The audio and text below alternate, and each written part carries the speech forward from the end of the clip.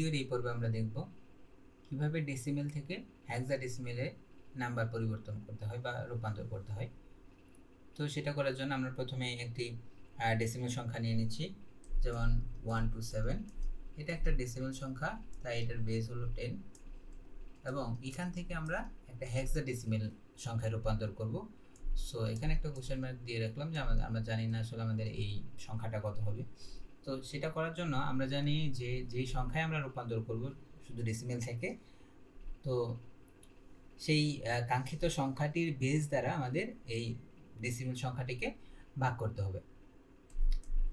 তো এখানে নিয়ে নিচ্ছি আমাদের সংখ্যাটি,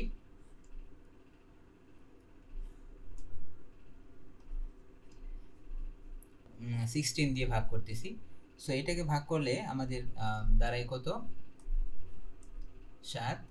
আর আমাদের রিমাইন্ডার হচ্ছে f, রিমাইন্ডার f। এখন আমরা যদি দেখি যে আমাদের f কেন দাঁড়াচ্ছে, কারণ আমরা 0 থেকে 9 পর্যন্ত সংখ্যা আমরা নিয়ে নিচ্ছিলাম, তারপরে 10 যখন আসছে তখন সেটা আসছে a b c d e এবং f। এটা 10 10 11 12 13 14 15। আমাদের 16 দিয়ে ভাগ করার পর 7 আমাদের ভাগফল হলেও আমাদের রিমাইন্ডার রয়েছে 15। এই কারণে এটাকে আমরা f দিয়ে ডিফাইন করেছি। সো এরপরে যখন আমরা এটাকে আবার আমরা 16 দিয়ে ভাগ দিচ্ছি, বাট এই 7-এর ভিতরে আমাদের কিন্তু আর কখনো যাচ্ছে না। সো এটা 0 এবং এই 7টাকে আমরা এখানে রিমাইন্ডার হিসেবে ডিফাইন করতেছি।